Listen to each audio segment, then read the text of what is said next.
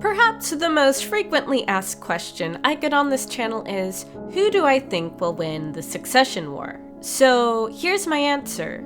No one. Nobody will win the succession war. In the succession war, if you win, you lose. However, before I get into my theories about the final endgame and how everyone will ultimately be royally screwed over, first let's take a step back and dive into my final 5 princes in this succession war. In 5th place, I have Camilla, and I'm going to be honest here, she was a real dark horse for me. I came into this arc thinking she was a spoiled brat and easy fodder. However, as soon as she strode into Benjamin's military quarters with a gun and 0 fucks, my opinion of her changed instantly. Her Cat Who Lived a Million Lives ability is a real game changer. It makes her practically immortal since she's able to resurrect herself by absorbing her killer's life force. I say practically immortal though, since I feel like there has to be some sort of catch to her ability. It works as a counterattack move against assassins, but what if she's killed by an inanimate nun puppet, or if she had an accidental death? Also, as the old adage goes, a cat has 9 lives, suggesting that her number of resurrections may in fact be limited. So in a nutshell, yes, her ability will help her outlast most of the other princes, but I don't think she'll be able to outmaneuver all of them. Even with the have-nots at her disposal, she's still no match for an angry Kurapika, and Lord have mercy for whichever one is assigned to cursing Wobble. Next in 4th place, I have Benjamin. He's easily the prince with the most muscle power aboard the ship, both in terms of having the most soldiers at his disposal and in terms of brute strength, since we've seen him wrestling a giant lion, and he's built like the Hulk. He's also in a strategically great place right now. His guards can both spy on or assassinate the other princes, with the exception of Tserdni, who, as his full-blooded brother, was able to specially elect out of having Benjamin's soldiers as his royal guard. Not to mention, his ability presents an interesting foil to Morena's Etude of Love. He's consolidating power for himself, while Morena's exponentially spreading the love around. Benjamin is essentially taking on the powers of others for himself, which thematically in this series doesn't turn out so great. Just ask Crollo. Also, as the head advisor of the Kaken Empire's military, it's important to note that Benjamin largely holds the ship's stability and security right now.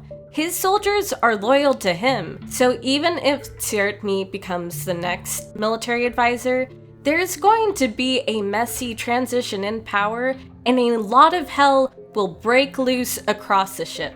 So I don't foresee him dying until much later in this arc. But when he dies, I think it would be interesting to see it at the hands of the Phantom Troop, Morena, or Tserdni, since those two brothers clearly love each other so dearly. Okay, now we're really whittling it down here. Time for my final 3 princes, who I essentially boiled down in terms of who I see as most central to the plot. So without further ado, presented in no particular order, here are my final 3. Starting off with Wobble. Wobble has major plot armor, okay? 1, she's an innocent little baby who had no choice whatsoever for being dragged into this succession war, and therefore, if anyone or whoever tries to kill her, they're a monster. And 2, she has Kurapika as a bodyguard who'd risk his life to save her. Also, she's got a wild card factor. She's the only prince whose guardian beast we haven't seen yet. For all we know, it could be something as bizarre as the ship itself, or it might activate upon certain circumstances like with Kacho's Nen Beast. But whatever shape it takes, I'm guessing the Guardian Beast's ability will revolve around something very primal and basic, like the ability to protect or attack those she loves most, mainly being her mother and Kurapika. Ultimately, I see her going either way in this succession war. Either she's becoming king, burdened with survivor's guilt, knowing that all her siblings died so that she could live, or she will die as a tragic example for how messed up this succession war really is.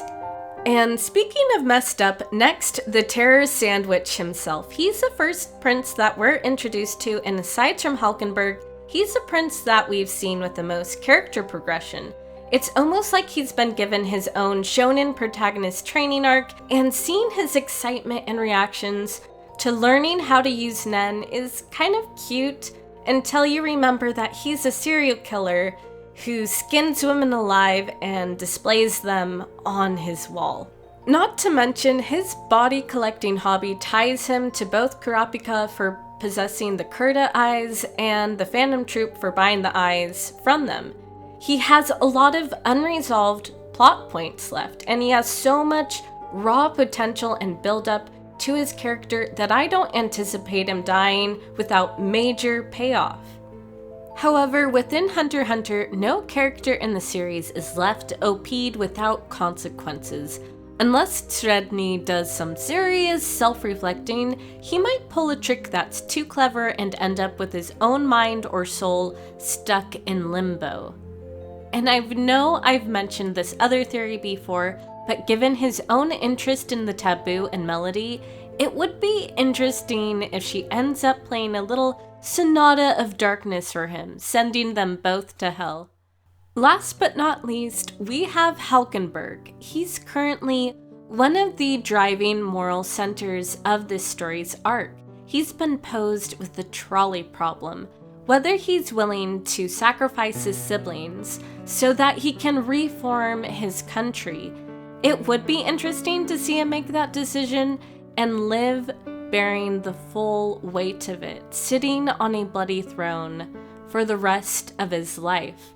That would be an interesting path to take. Think about it. His character has pulled a complete 180, a complete turn around. Prior to this, Hulkenberg has been the black sheep of his family. He had zero political involvement, and he'd complain on Facebook about how Sredni is the only family member he respects. And you know what? I can't wait for the absolute family drama to unfold when Sredni realizes that Hulkenberg is a serious political opponent, and Hulkenberg finally sees Sredni's true colors. And oh boy, that's gonna be fun, so bring your popcorn for that one. However, underneath all the strategizing, reality TV, and squabbling, I have a feeling that this whole succession war is an elaborate smokescreen in order to hide its true purpose. Which brings me to my final point. I've said it before, but I believe the succession war is intended as a giant ritual sacrifice to generate a massive amount of power. It's going to be a bloodbath. After all, King Nasubi has referred to the 200,000 passengers on board as sacrifices, and moreover, if you pay close attention to the burial chamber scene, you'll note that there are 14 tombs. There also just happens to be conveniently 14 princes, so you can do the math with that one. It's possible that there's a tomb for each prince with their name on it. However, I strongly believe that it's also conceivable that the 14th and final tomb is intended for Nasubi himself. This is in part foreshadowed by the allusion to Saturn devouring his child, who, as legend goes, is defeated by his son Jupiter so that he could become king of the gods. Likewise, I feel that killing Nasubi would be the final rite of passage to inherit the throne before the surviving prince is able to receive the collective power of the other princes and their guardian beasts.